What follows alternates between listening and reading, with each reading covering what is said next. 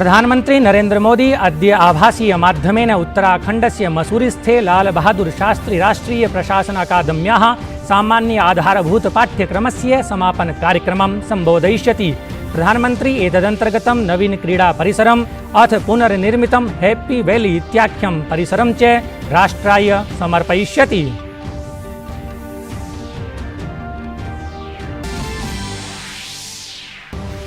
भाजपा दलेन उत्तर प्रदेशे शासन विरचनमभिलक्ष्य प्रयासाः तीव्रीकृताः। एतत्क्रमे गतदिने नवदेहल्यां भाजपा दलस्य उपवेशनं समनुष्ठितम्। उपवेशने भाजपा दलाध्यक्षः जेपी नड्डा, राष्ट्रीयः महासचिवः बीएल सन्तोषः, उत्तर प्रदेशस्य कार्यवाहकः मुख्यमंत्री योगी आदित्यनाथः, नैके प्रमुखाः नेतारश्चापि समुपस्थिताः आसन्। कोरोना महामारीं विरुध्य सूच्यौषधीकरण प्रयोगाभियाने भारतेन सततं नवाः उपलब्धयः प्राप्यन्ते। गतदिने देशे 12तः 14 वयोवर्गीय बालानां सूच्यौषधीकरणं समारब्धम्। अथ 60 वयोवर्गादधिकेभ्यः पात्रजनेभ्यः सूच्यौषधस्य शक्तिवर्धनपरम् अंशप्रदानं समारब्धम्। अन्ताराष्ट्रीय न्यायालयेन यूक्रेन प्रकरणे वादश्रवणपरं रूसदेशाय तत्काल प्रभावेन युद्धविरामाय निर्देशाः प्रदत्ताः। आदिष्टं यत् मास्को द्वारा समर्थितानि अन्यबलानां सैन्याभियानमपि विरमेत्।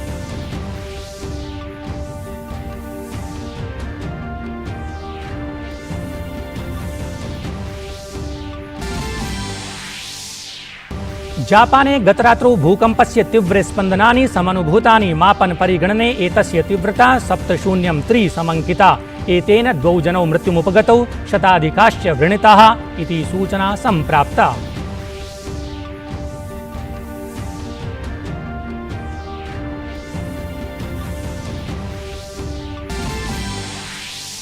अपि च होलिका पर्व अद्य समारब्धम्। अशेषे हि देशे अद्य भविष्यति होलिका दहनं। श्वः देशे जनाः भिन्नैः वर्णैः वर्णपर्वणः आनन्दं प्राप्स्यन्ति। अभिवादे, अहमस्मि सुरेश चंद्र शर्मा। अत्र भवतां स्वागतम् एतस्मिन् डीडी न्यूज़ वार्ता प्रसारणे। अथ वार्ताः विस्तरेण। प्रधानमंत्री श्री नरेंद्र मोदी अद्य आभासीय माध्यमेन उत्तराखण्डस्य मसूरीस्थे लाल बहादुर शास्त्री राष्ट्रीय प्रशासन अकादम्याः सामान्य आधारभूत पाठ्यक्रमस्य समापन कार्यक्रमं सम्बोधयिष्यति। प्रधानमंत्री एतदन्तर्गतं नवीन क्रीडा परिसरम् अथ पुनर्निर्मितं हैप्पी वैली इत्याख्यं परिसरं च राष्ट्राय समर्पयिष्यति। लाल बहादुर शास्त्री राष्ट्रीय प्रशासन अकादम्याः 96तमः आधारभूत पाठ्यक्रमः मिशन कर्मयोगी इत्याधारितो वर्तते। प्रथमं वारम् एषः सामान्य पाठ्यक्रमे अपि सम्मिलितो कृतः। राष्ट्रीय नागर सेवाक्षमता निर्माण पाठ्यक्रमः मिशन कर्मयोगी इति नाम्ना ज्ञायते। एतस्य उद्देश्यं सेवाक्षमता निर्माण माध्यमेन शासने परिष्कारो वर्तते। भाजपा दलेन उत्तर प्रदेशे शासन विरचनमभिलक्ष्य प्रयासाः तीव्रीकृताः। एतत्क्रमे गतदिने नवदेहल्यां भाजपा दलस्य उपवेशनं समनुष्ठितम्। एतस्मिन् उपवेशने भाजपा दलाध्यक्षः जेपी नड्डा, राष्ट्रीयः महासचिवः बीएल सन्तोषः, उत्तर प्रदेशस्य निर्वाचन प्रभारी धर्मेन्द्र प्रधानः, उत्तर प्रदेशस्य कार्यवाहकः मुख्यमंत्री योगी आदित्यनाथः, नैके प्रमुखाः नेतारश्चापि समुपस्थिताः आसन्। उपवेशने उत्तर प्रदेशे आगामी विधान परिषद निर्वाचनमभिलक्ष्य मन्त्रणा अभूत्। सूत्रानुसारी उपवेशने उत्तर प्रदेशे शासन विरचनमालक्ष्य दीर्घमन्त्रणा जाता। अवधेयास्पदं यत् उत्तर प्रदेशे प्रचंड बहुमतेन पुनः भाजपा दलेन सत्ता शासनं समधिगतम्। अतः उत्तर प्रदेशे भव्य संवैधानिक वचनोक्ति ग्रहण समारोहस्य सज्जाः तीव्रीभूताः। भाजपा अध्यक्षः जेपी नड्डा गृहमन्त्रिणम् अमित शाहं दलस्य पर्यवेक्षकत्वेन नियुक्तं कृतवान्। योगी सर्वकारस्य नूतन मन्त्रिमण्डले सहयोगी दलानामपि मन्त्रिणः भविष्यन्तीति विज्ञापितम्। संसदः वित्त संकल्पना सत्रांतर्गतं गतदिने उभयोः सदनयोः कार्यजातं सम्यक्तया परिपालितं। गतदिने लोकसभया अग्निवर्षाय रेल मन्त्रालयस्य अनुदान सम्बद्धाः याचिकाः पारिताः। दीर्घचर्चा परं रेलमन्त्री अश्विनी वैष्णवः विज्ञापितवान् यत् रेलवे विभागस्य आधुनिकीकरणम् अथ उन्नत प्रविधिकरणं विधीयते। सममेव अस्मिन् क्षेत्रे वित्तनिवेशे चापि वृद्धिः क्रियते। असौ निगदितवान् यत् एतेषां प्रयासानां सम्यक् परिणामाः अपि दरीदृश्यन्ते। प्रतिवर्षं वित्तनिवेशः वरिवर्धितः, विद्युतीकरणमपि द्विगुणितं जातं। पूर्वोत्तरक्षेत्रे रेलयानसम्पर्के महती वृद्धिः अभवत्। श्री वैष्णवः प्रोक्तवान् यत् वार्षिकयात्री आवागमने अपि महत्याः वृद्धेः लक्ष्यं सन्धारितम्। श्री वैष्णवः संसूचितवान् यत् वित्तसङ्कल्पनापत्रे समुद्घोषितया एकं स्थानकम् एकोत्पादः इत्यनया योजनया क्षेत्रे विशिष्टोत्पादाः वरिवर्धयिष्यन्ते। विपक्षी सदस्यानां प्रश्नान् उत्तरयन् रेलमन्त्री प्रोक्तवान् यत् रेलविभागस्य निजीकरणस्य न कापि योजना वर्तते। प्रधानमंत्री जी की गाइडेंस है कि हमें अगले 10 वर्षों में ये सोचना चाहिए, आज अगर 800 करोड़ है तो हमें कम से कम 1000 करोड़ पैसेंजर्स को ले जाने की क्षमता हमारी बढ़ानी चाहिए और अच्छे तरीके से अच्छी सुगम सेफ्टी वाली ट्रेन्स और कंफर्टेबल ट्रेन्स में लेके जाएं। आज अगर 1400 मिलियन टन कार्गो पे है तो 3000 मिलियन टन पे हमें जाना चाहिए और इसका कारण है जो हमारी लॉजिस्टिक्स कॉस्ट है देश की, वो आज करीब 14% है जीडीपी की। जीडीपी हमारा 232 लाख करोड़ का है। 1% अगर कम होती है लॉजिस्टिक्स कॉस्ट तो देश में 2,32,000 करोड़ की सेविंग होती है, जो कि हमारे किसान, हमारे उद्यमी, हम जितने भी काम करने वाले हैं उन सब के लिए एक बेनिफिट रहता है। केन्द्रीय मार्ग परिवहन राजमार्ग मंत्री नितिन गडकरी गतदिने नवदेहल्यां हाइड्रोजन इत्येतद् आधारितायाः उन्नतेधन विद्युत वाहनस्य प्रायोगिक परियोजनायाः उद्घाटनं कृतवान्। एतस्मिन् अवसरे श्री गडकरी प्रोक्तवान् यत् जीवाश्मेन्धनोपरि निर्भरतां न्यूनीकरणाय स्वच्छोर्जायाः पर्यावरण संरक्षणस्य च प्रोत्साहनाय एषः महत्वपूर्णः पदक्षेपः। सममेव अनया परियोजनया भारतस्य ऊर्जाक्षेत्रे आत्मनिर्भर परिकल्पनापि संसिद्धा भविष्यति। हाइड्रोजन विषये जागरूकतोत्पादनाय देशे भिन्न प्रकारिका एषा प्रथमा परियोजना। भारतं तीव्रार्थिक विकासाय स्वच्छोर्जा स्वीकरणाय प्रतिबद्धम् अस्ति।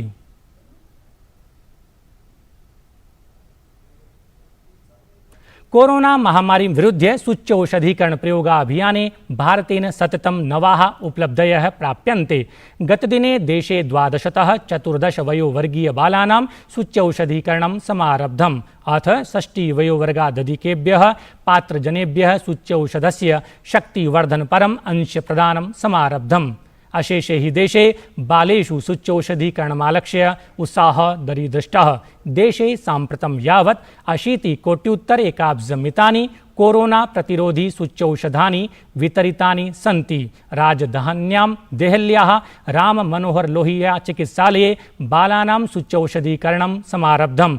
तत्रैव लखनऊ नगरे प्रदेशस्य कार्यवाहकः मुख्यमंत्री योगी आदित्यनाथः सूच्यौषध प्रयोगाभियानस्य स्थितेः आकलनं कृतवान्। तत्रैव अहमदाबाद, मुम्बई, तिरुवनन्तपुरम, गुवाहाट्यामपि सूच्यौषध प्रयोगाभियानमपि अलक्ष्य अतीव उत्साहः दरीदृष्टः। देहलीस्थस्य श्रीलाल बहादुर शास्त्री राष्ट्रीय संस्कृत विश्वविद्यालयस्य भव्य प्रांगणे विश्वविद्यालयस्य प्रोफेसर मुरली मनोहर पाठक महोदयस्य आध्यक्षे द्विदिवसीयं श्रोतानुष्ठानं सविधि सूर्यवासरमान्वितायां फाल्गुन शुक्लदशम्यां सम्पन्नम्। तदनुसारम् अस्य मासस्य 13 इति मांगल दिनांके अन्वारम्भणीयष्टेः अनुष्ठानं फाल्गुन शुक्ल एकादश्यां तदनु 14 दिनांके मित्रविन्देष्टिरिति श्रोतयागद्वयस्य अनुष्ठानम् अभवत्। यागेस्मिन् तिरुपतिस्थे वेंकटेश्वर वैदिक विश्वविद्यालये सहायक आचार्यत्वेन कार्यरतो नित्याग्निहोत्रयाजी, चातुर्मास्ययाजी, सोमयाजी डॉक्टर ओंकार यशवंत सेलूकरः, आहिताग्निर्विद्वान् यजमान पत्नी श्रीमती ओंकार सेलूकरश्च याजमानं कर्म सम्पादयितुम् आहुतौ आस्ताम्। ब्रह्मत्वेन, अध्वर्युत्वेन, आग्निधृत्वेन, सहायक ऋत्विकत्वेन च विशेषज्ञाः विद्वांसः समाहूताः आसन्। अस्य कार्यक्रमस्य संयोजनं वेद विभागाध्यक्षेण प्रोफेसर रामानुज उपाध्याय महोदयेन कृतम्। आगतानां सर्वेषामपि उपस्थितानां जनानां छात्राणां च सुखबोधाय मध्ये मध्ये यज्ञीय कर्मणां प्रतिपदं विवरणं राष्ट्रभाषया वेद विभागीय आचार्येण डॉक्टर सुंदर नारायण झा वर्येण प्रदत्तम्।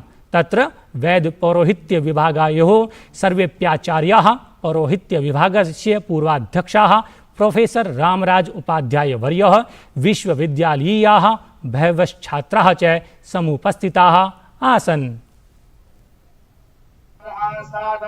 ओम अग्नेभ्यो होत्रं वेदोत्रमदान्वान् यावापृथिवी अवत्वन् यावापृथिवी विष्णुपृथिवेभ्य इंद्राज्येन हविका भूत्सवः।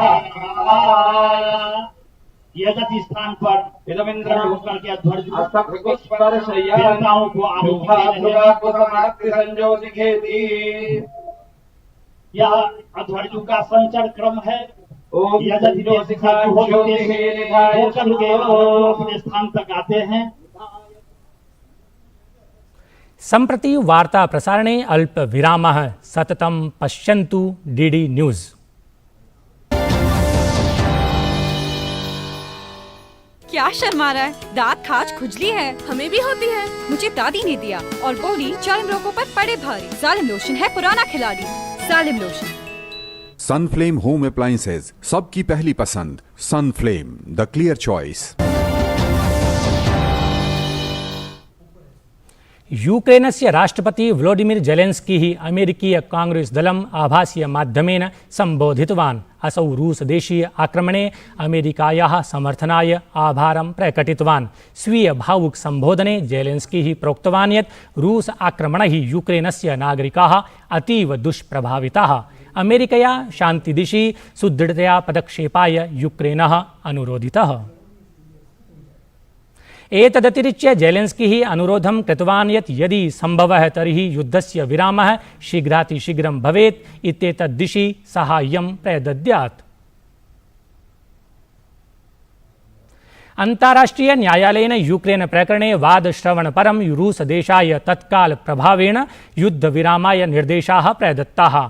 यूक्रेन देशेन द्विसप्ताहपूर्वम् अन्ताराष्ट्रीय न्यायालय समक्षं हस्तक्षेपाय अनुरोधः कृतः आसीत्। यूक्रेन देशेन रूसद्वारा विहितस्य नरसंहारस्य विषये याचना प्रस्तुता आसीत्। एतस्मिन् प्रकरणे नरसंहारसम्बद्ध सन्देहे उल्लङ्घनारोपाः अपि प्रस्तुताः आसन्। परं नैकेषां विशेषज्ञानामनुसारेण न्यायालयीय निर्देशानाम् अनुपालनं रूसदेशेन न विधास्यते। कारणमिदं यत् संयुक्तराष्ट्रेणापि रूसविरुद्धं कार्यान्वयनाय आदेशः पारितः, परं परिणामः शून्य एव। नाटो इति संघीय समूहेन एकवारं पुनः संसूचितं यत् यूक्रेनाय वित्तीय मानवीयश्च सहायताक्रमः सततं प्रवर्तयिष्यते। सममेव सदस्यदेशानां सीमसुरक्षामभिलक्ष्य अपि नाटो इति समूहेन प्रतिबद्धता पुनरुत्पादिता। जापाने गतरात्रौ भूकंपस्य तीव्रस्पन्दनानि समनुभूतानि। मापनपरिगणने एतस्य तीव्रता 7.03 समङ्किता। एतदनन्तरं 20 लक्ष गृहेषु विद्युदापूर्तिः अवरुद्धाः। भूकंपः फुकुशिमा क्षेत्रतटे 60 किलोमीटर मितात्मक अन्तःक्षेत्रे केन्द्रितः आसीत्। एतेन न कस्यापि जनधनक्षणे सूचना प्राप्ता। प्रवर्तमाने वर्षे एव जनवरी मासे जापानस्य दक्षिणपश्चिमी क्षेत्रयोः भूकंप प्रकोपः दरीदृष्टः। होलिका पर्व अद्य समारब्धम्। अशेषे हि देशे अद्य भविष्यति होलिका दहनं। फाल्गुन मासस्य पूर्णिमा तिथौ होलिका दहनं पर्व आमान्यते। शास्त्रेषु फाल्गुन पूर्णिमायाः महत्त्वं विशिष्टं वर्तते। कथ्यते यत् होलिकाग्नेः पूजनेन नैके लाभाः प्राप्यन्ते। श्वः देशे जनाः परस्पर प्रेम्णा उल्लासेन च विभिन्नैः वर्णैः उत्सवानन्दं प्राप्स्यन्ति।